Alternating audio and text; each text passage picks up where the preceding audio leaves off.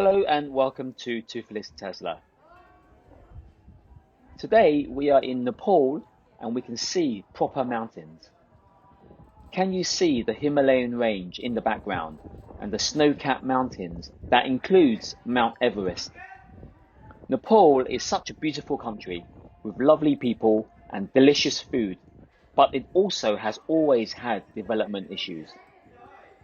So, since I am visiting Nepal, I decided to see what the electrification of transport is like over here.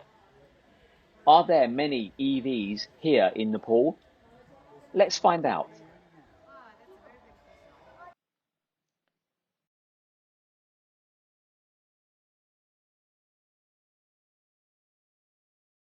Is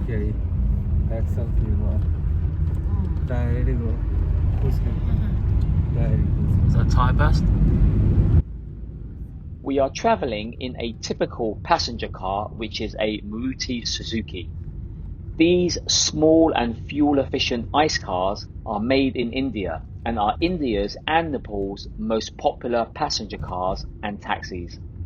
Driving in Nepal is like driving in India, where you just filter through the roads because there are no lane markings. There are all manner of vehicles on the roads, from motorbikes, tractors, cars, vans, coaches, and heavy goods vehicles. Most of the roads are in poor condition, so you cannot be too precious about your vehicle, and you certainly cannot speed. All the vehicles I have seen here have scratches and bumps and are all dusty. And here is my first sighting of an EV, and apparently this is Nepal's best-selling EV. Does anyone know what brand and what car this is? I had no idea until I did a little research, and I will share details with you in the later part of this video.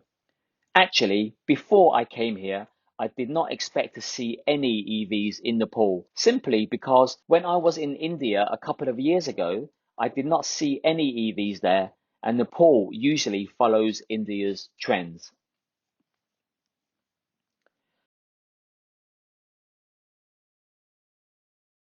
The number of EVs that I saw here in Nepal in December 2022 was really surprising. I saw dozens of EVs, and in a way, this is quite positive for a country that has huge traffic and transportation problems.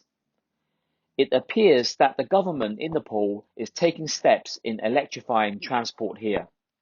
The government has even stated that it will shift entirely to EVs by 2031. That's a massive optimistic pledge for this country. What do you think? Do you think Nepal will succeed with its 2031 pledge? So that's at the airport, MG ZS EV. It's quite a good one. It's good to see electric vehicles. Kathmandu airport. Lots of people waiting to leave.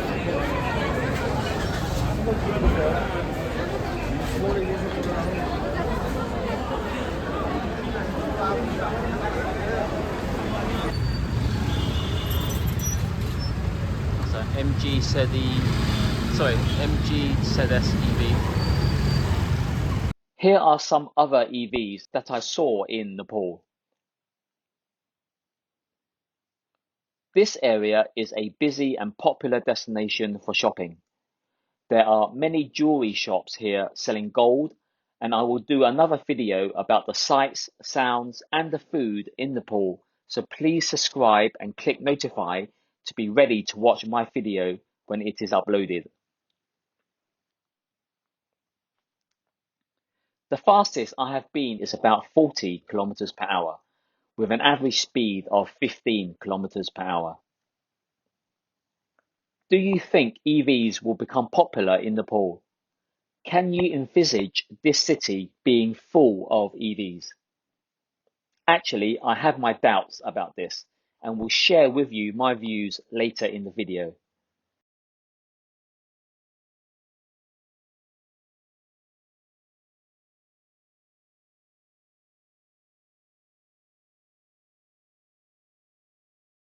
I'm not sure this one. But this one is EV because you've got the charge port there. That's a Neta.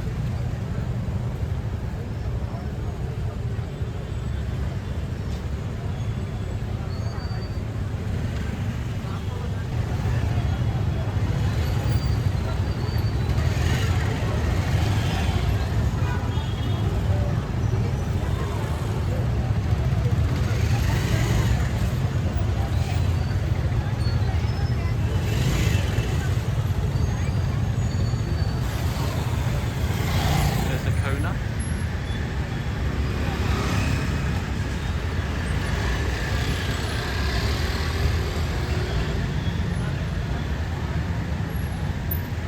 All stuck in a traffic jam.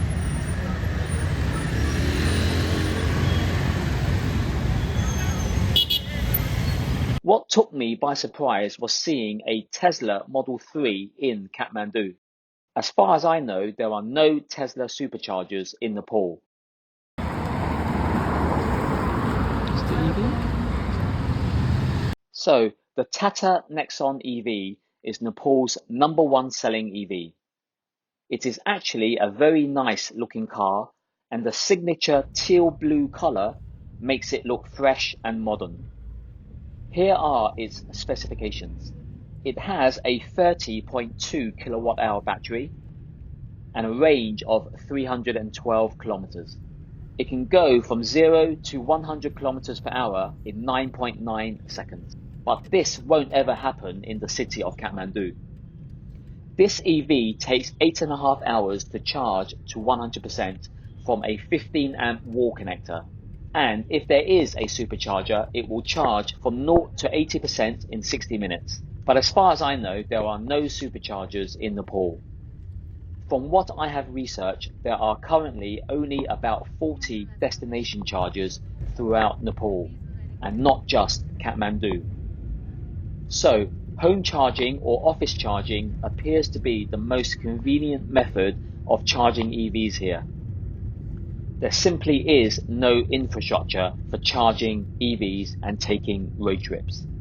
Now, while it's really positive to see dozens of EVs on the streets of Kathmandu, the real question is whether the actual infrastructure is present or will be present to support this development. What are the actual plans for the electrification of transport in Nepal? I will reference an excellent article titled Nepal's Big EV Bet about the state of transport, traffic accidents, and even more alarming, deaths from air pollution in Nepal in the description below. Evidently, much more needs to be done throughout all sectors in Nepal instead of just one government which is in temporary power making short-term policies to help subsidize the select few who can afford to buy EVs. What about the rest of the population? Are there electric buses, electric trains? There's nothing in the pipeline for mass transit. This is a really huge subject, and I'll be happy to hear your thoughts in the comments section below. As always, thanks for watching and stay safe.